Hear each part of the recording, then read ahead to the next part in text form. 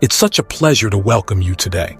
I'm absolutely delighted that you're here, and I can't wait to share something really special with you. Have you ever wondered what it would be like to truly understand what someone else is thinking? To get inside their mind and know their thoughts without them saying a word? I know, it sounds almost like magic, but believe it or not, it's a lot easier than you think. It's something that's absolutely achievable, and once you understand how, you'll see just how simple it is. There are 3 essential skills that can unlock this ability for you. Skills that, once learned, will give you the power to truly understand the people around you on a much deeper level. To help you grasp these ideas, I want to share with you an incredible Buddhist story, one that really brings these principles to life. It's a beautiful tale about 2 brothers, their struggles, and how a blind man managed to uncover truths about the world and the people around him just by listening carefully. It's a story that shows us how, through the art of observation and understanding the subtle cues of behavior, we can uncover truths that go beyond what we might first see.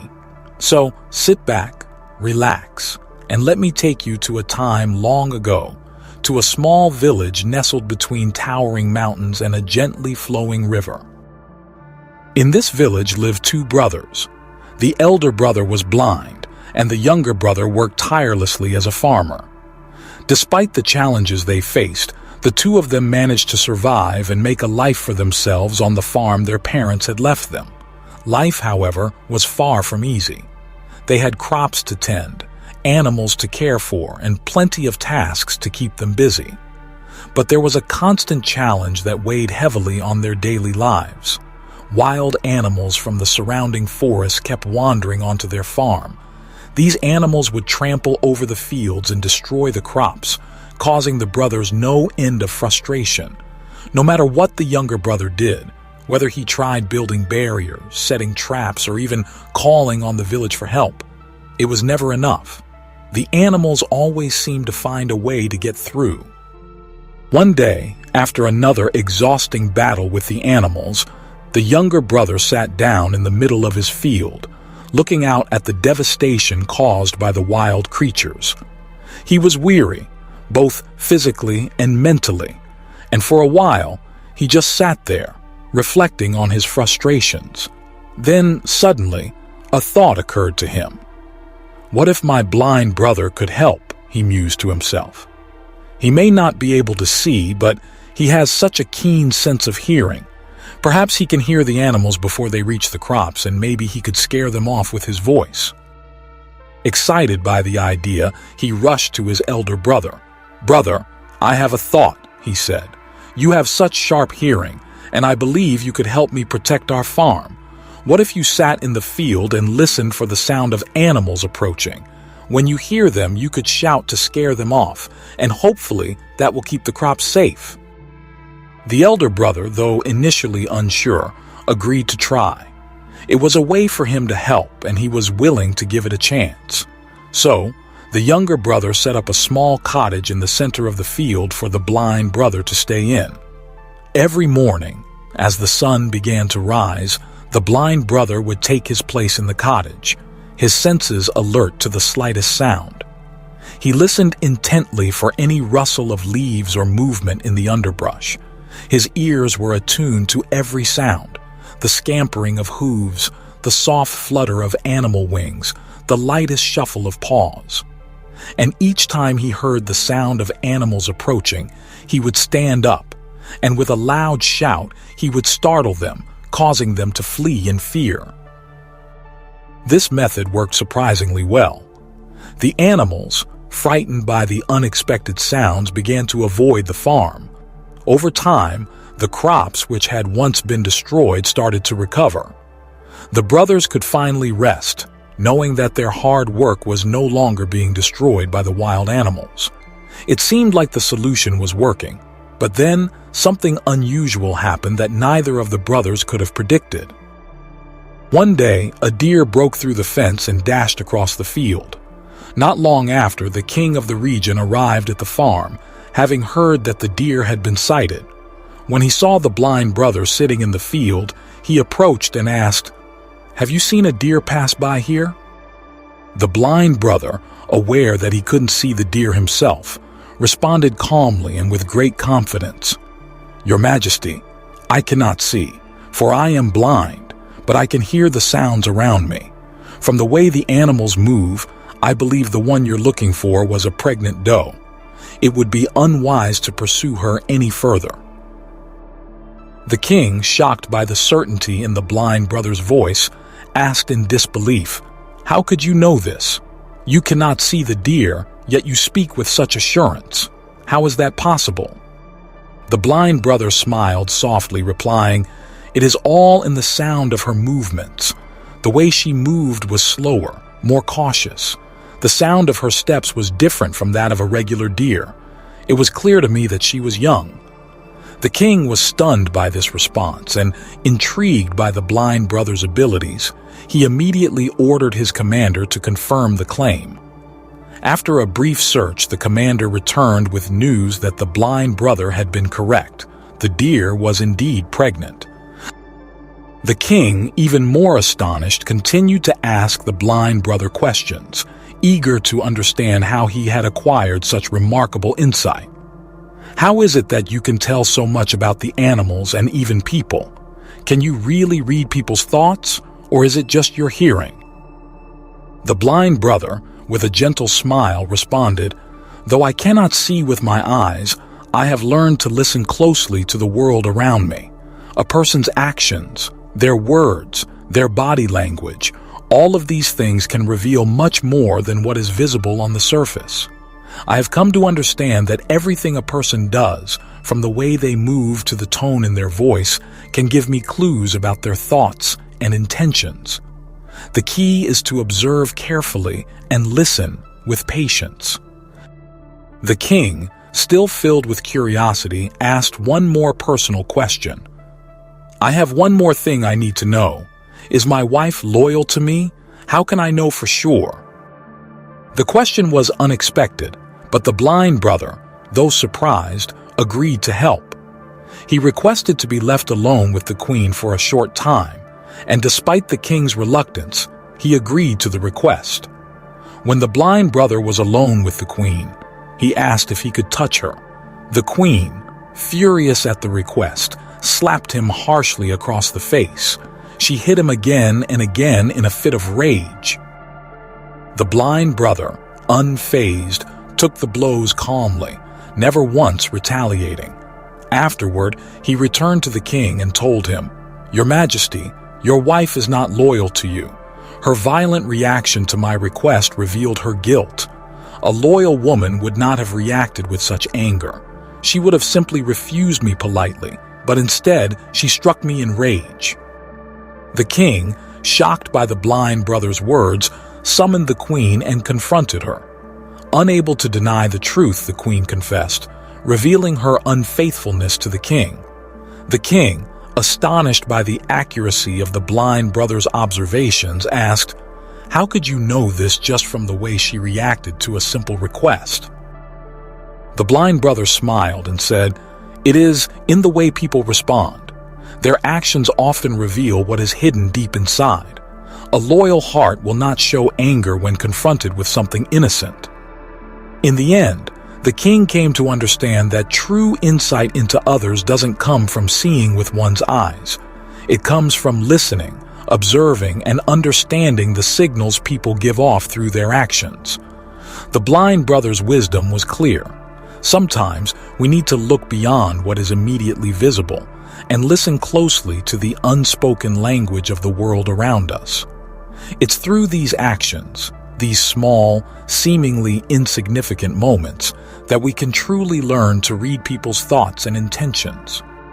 The king, fascinated by this wisdom, asked, "Can I learn to read minds too?"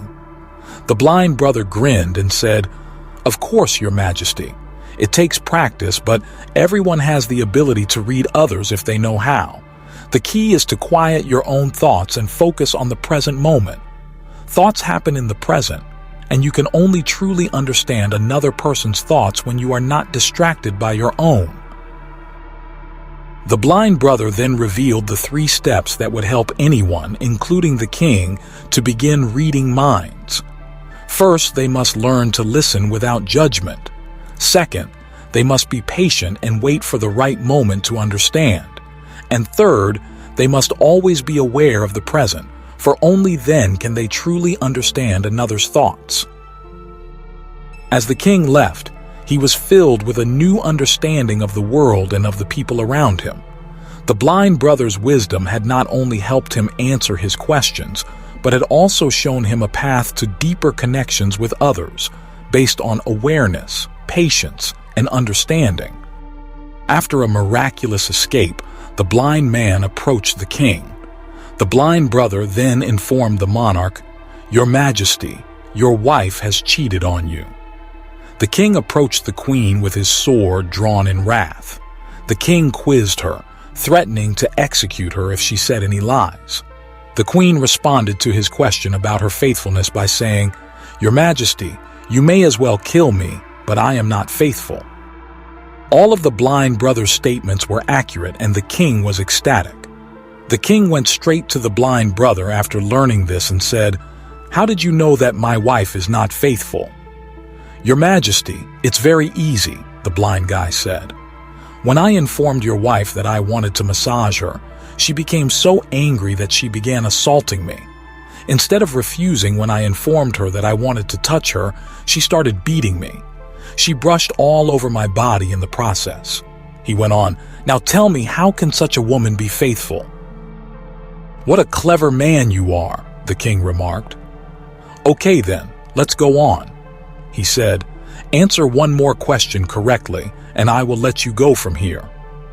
Tell me, am I truly my father's son or someone else's?" the king said. The blind brother said, "Why are you bothering me with this inquiry, Your Majesty? You are the monarch of this state regardless of your parentage, so excuse me." However, the king adamantly said, No, I want the precise response to this inquiry. Otherwise, I want to know the truth, and this question will constantly be bothering me." The brother with vision said, "Your Majesty, I can tell you right now whose child you are, but before that, I want you to promise that you won't get angry with me." "I swear I won't get upset with you," the king said. The blind brother then addressed the monarch, saying, "You are a son of your father, but you are also a miserly merchant's shadow." The king flew to his mother as soon as he heard this. "Mother," he said, "please tell me the truth. Do I really belong to my father or to someone else? I will sacrifice my life right here if you do not tell me the truth." The king's mother said, "You are a son of your father, but you are also a miserly merchant's shadow." With great satisfaction, the monarch heard this and went straight back to the blind brother. He said, "How did you know that the shadow of a miserly merchant was on me?" "You asked me a lot of questions, and I answered all of them correctly," the blind guy said. "I would have been rewarded profusely by now if you were any other monarch, yet you have yet to offer me a single coin. Based on this, I concluded that you are very frugal." "I will grant you anything you desire," the monarch said, laughing. "However, explain to me how you determine what is good and wrong. How are you able to provide such exact and correct answers?" To this, the blind brother said, "Your Majesty, I am blind by nature. If I had eyes, I could easily understand anyone's thoughts. The mind has its language, and this language can be seen in the actions of a person's body. By observing a person's eyes, lips, the way they work, and their activities, one can understand what is going on in their mind. Based on this, we can know the thoughts of anyone. But I am blind, so I perceive through actions. If I want to know something, I have to assign a task to the next person to see how that person works and how they do the task. Based on that, I can understand what is going on in their mind." The king asked, "So does that mean I can also know someone's thoughts?" The blind brother turned to the king and said, "Of course, you too have the ability to understand the thoughts of others. But before you begin to comprehend the minds of those around you, you must first turn your attention inward. To do so, Your mind must be calm and rooted in the present. It is only then that you can truly read the thoughts of another. Your Majesty, I will share with you 3 simple yet powerful methods to help you do this. But remember, the key is to first focus your mind. Without this focus, it will be impossible to tune into the present moment and understand what someone else is thinking. If your mind is wandering to past events, how can you expect to understand the thoughts of others who are in the present? Only by centering yourself can you truly grasp their thoughts as they are living in the now. Once you focus your mind and bring it into the present, you will begin to see and feel what others are thinking. The blind brother continued, "Let me tell you about the first method, the power of the eyes. When conversing with someone, we often overlook the eyes, but they are perhaps the most telling part of a person's being. Eyes might not speak aloud, but they convey a vast amount of information. I myself may not have eyes now, but I learned to read the mind through them many years ago from the teachings of the great Gautam Buddha. He was my guide, and I once had the ability to see. It was through my eyes that I learned to understand what was in the hearts of others. You too can begin to learn this skill by paying close attention to the eyes of those you speak with. Notice where their gaze rests. If their eyes are constantly moving or darting about, it may indicate a desire to escape the conversation. This restlessness often points to avoidance, sometimes because they have something to hide or perhaps because they are lying. But when someone's eyes remain steady, fixed on you, it shows interest, honesty, and a genuine desire to connect. The eyes hold many secrets, Your Majesty. Pay attention to how the eyebrows shift. Do they lower in concern or raise in surprise or curiosity? This too is a clue. A small change in the pupil size can reveal even more. If the pupils dilate, it is a sign of excitement, interest, or admiration. On the other hand, constricted pupils might show displeasure, anger, or discomfort. The blind brother's tone grew softer as he recalled an experience. I once encountered a traveler who seemed uneasy during our conversation. His eyes rarely met mine and they kept shifting away, which suggested to me that he was not being open. His restlessness indicated that he was hiding something. Upon further questioning, I learned that he was indeed keeping a secret, something he didn't want to reveal. The eyes can tell us so much, but it's not just the eyes alone. Facial expressions, too, carry tremendous weight in revealing the emotional landscape of a person. He paused and then spoke again. Facial expressions, Your Majesty, are windows into a person's inner world. They can reveal sorrow, joy, confusion, or fear without a single word being spoken. If you study someone's face carefully, you will see whether they are happy or sad, relaxed or tense. Take note of their mouths. A frown or a downturned mouth might indicate unhappiness, disappointment, or dissatisfaction. A smile that reaches the eyes, making them sparkle, shows genuine warmth and happiness. You will also notice the space between their eyebrows. If the skin there tightens, it might mean they are confused or deep in thought. Conversely, if the eyebrows are raised, it's a clear sign of surprise or curiosity. These small changes are all indications of a person's emotional state and thoughts. Think, Your Majesty, of a time when you met someone who appeared outwardly indifferent but whose face told a different story. I once encountered a man who appeared indifferent to my questions. Yet, when I looked at his forehead, I noticed a faint line of worry. I knew then that something was troubling him, even though he tried to hide it. His face was not in sync with his words. After pressing a little more, he finally revealed the problem he was dealing with, and he felt a weight lifted when he shared it. The face, Your Majesty, tells a story even when the mouth is silent. The blind brother continued to elaborate, his voice becoming more animated.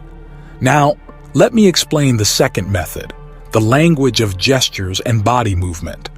You might think that words alone reveal the truth, but a person's body and hands can speak volumes. Watch how a person moves or doesn't move. Every slight gesture can be a clue to what is happening in their mind. For instance, when someone fidgets, tapping their fingers or shifting their feet, it often means they are either nervous or trying to rush the conversation. I recall a time when a merchant tried to sell me something and his hands were shaking as he spoke. I could sense his discomfort, his nervousness. It wasn't long before I used that to my advantage and got a much better price. The hands, like the eyes, can reveal what words cannot. The blind brother's voice softened. And then there's the crossing of arms. This is a classic sign, Your Majesty, of someone who is emotionally closed off. When people cross their arms during a conversation, they are subconsciously creating a barrier.